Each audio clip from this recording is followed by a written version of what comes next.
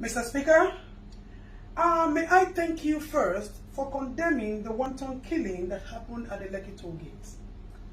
I am also an honorable member of the Federal Republic of Nigeria, and I stand to speak against what my colleague, Mr. Desmond Elliot, has spoken about.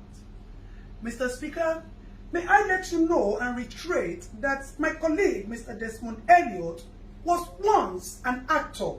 So we need to find out whether he thinks he's on the acting field, on the stage or in the theater, rather knowing that he's in the house here.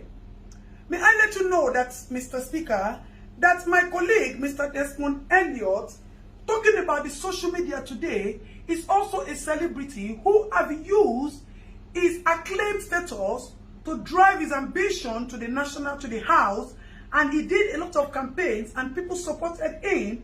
If not, Mr. Desmond is nothing but a man who has no pedigree or antecedents in politics, if not for the law of godfatherism that brought him into the house.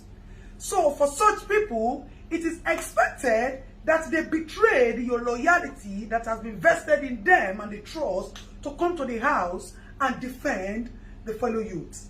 Mr. Speaker, I am also a youth, and I understand the cries out there. My colleague is talking and talking and talking and showing all Superman power as if he just got a major role. Sir, this is reality and not acting that we are facing here. Mr. Speaker, my colleague spoke about celebrities and actors. May I let you know that these people or this social media that my colleague is talking about is the new judiciary system of the Federal Republic of Nigeria. This is where matters are being deliberated and attention is being gotten to our little problem, since the local government as an angle of the government is not functioning and has not been functioning. So an average Nigerian citizen do not have access to reach his leaders to express his problems and get immediate attention. Mr. Speaker, like my colleague said, in the next 5 years, if we continue to look at Nigeria, there will be no Nigeria today, because you politicians would have looted all the funds in the system, and the children will have nothing. And we will not wait until the next 5 years for us to speak out. That is why we are running the era of Sorosoke. We are no longer keeping quiet for you unscrupulous, men without integrity, unidentified, physically identified looters. May I put my words clearly, Mr. Speaker? Because our politicians have turned to broad daylight looters. They have turned to broad daylight robbers. They have turned to broad daylight liars who have no integrity, like my fellow colleague, Mr. Desmond Elliot. And I am suggesting that we look for the nearest psychiatric hospital to check my colleague in for immediate attention, as we do not intend to lose him to some of the people who have died in the Lekki toll massacre. Let me thank you for your intervention. Mr. Speaker, may I also plead with you that the issue of the Oba of Lagos is so alarming and shameful to us as youth. Àwọn Yorùbá ní pé tí ọwọ́ ẹni ò bá ti tẹkù ìdàsà, a kì í bèrè ikú tó pa bàbá ẹni.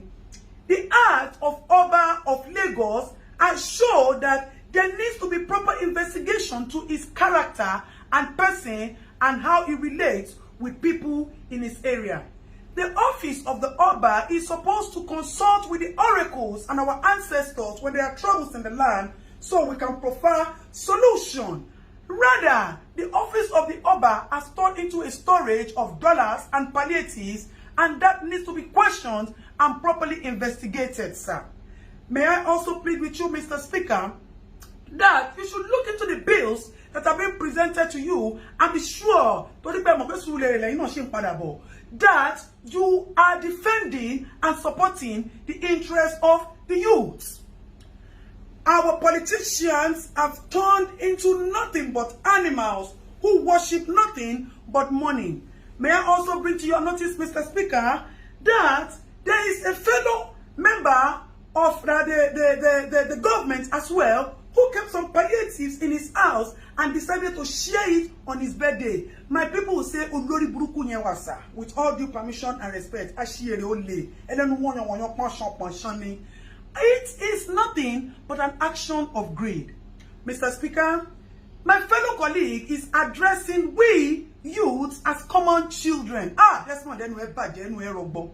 We the youth that we as is talking about are the people like us who say we die here or Nigeria gets better. Because we want a good Nigeria and a new Nigeria for our children. May I also let you know, Mr. Speaker, that our interrupted process at the Lekki Gate is supposed to be a kitchen garden where we wanted to cook soup for our future generation to eat.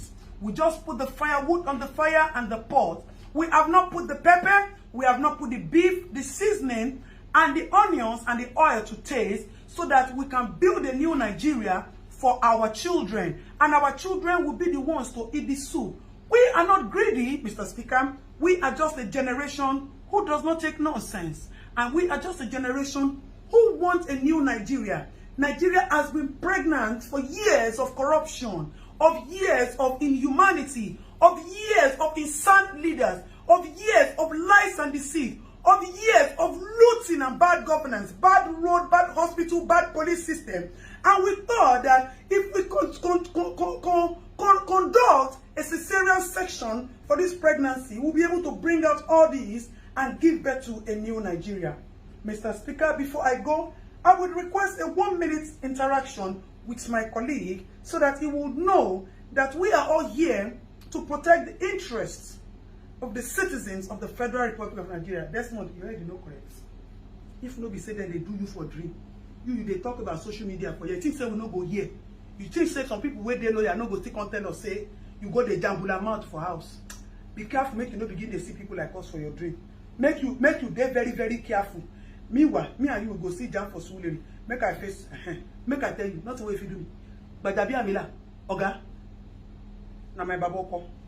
So you know go there, anything will happen to me. You see, say confidence in me, Pogo. Mr. Speaker, thank you very much, sir, for your little 1-minute time. Mr. Speaker, before I go, I would want to plead with you not to sign, to use your good office, not to sign any bill that is against the interest and the benefit of the public. May I also let you know that we seek justice for the people who have been killed. Mr. Speaker, I know that your office still has some powers to do some things because as it is, our governor too looks like he's not okay. He is mentally disabled because today he will say A, tomorrow he will say B.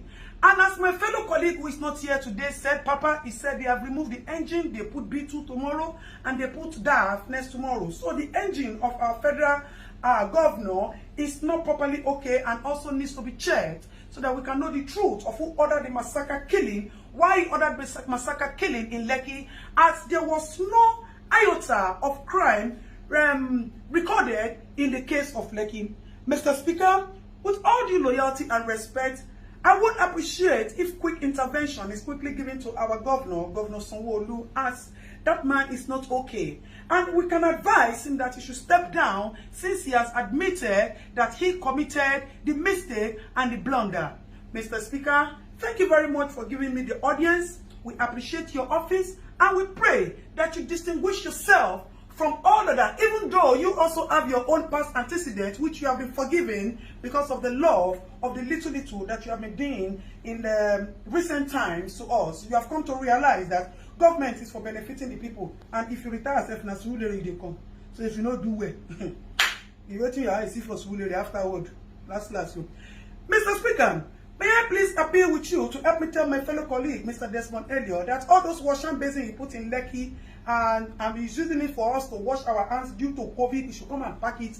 If that is what he has done, that is making him to be jambula, talking jambula, mouth rough, and in his mouth, he should come and take it because as it is, we are suspecting that there is no COVID. The government only used COVID to cash out on us.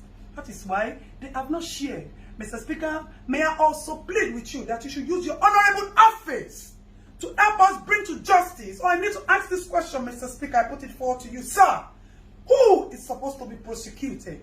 The people who kept the palliative without sharing it to the rightful owners, or the people who looted the palliative warehouses and took food that are supposed to be your fundamental human rights, sir. You see, when we say that there's injustice in the land, that is why we will not stop at using the social media to push for all the attention, all the justice that we need to get.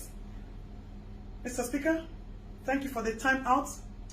May I further reiterate that Mr. Desmond Elliot, according to Davido, one of the youth, has said that all the memories, the fake memories of acting that you brought to us, we have forgotten about it and you have been jeopardized with this single act of yours. So if you would tell Mr. Desmond Elliot to please check himself into the nearest psychiatric hospital, it will be very good, sir. I remain your Honorable Adetoun, who stands for nothing but justice for the common man, as I am a common man and a citizen of the Federal Republic of Nigeria. So help me God, sir.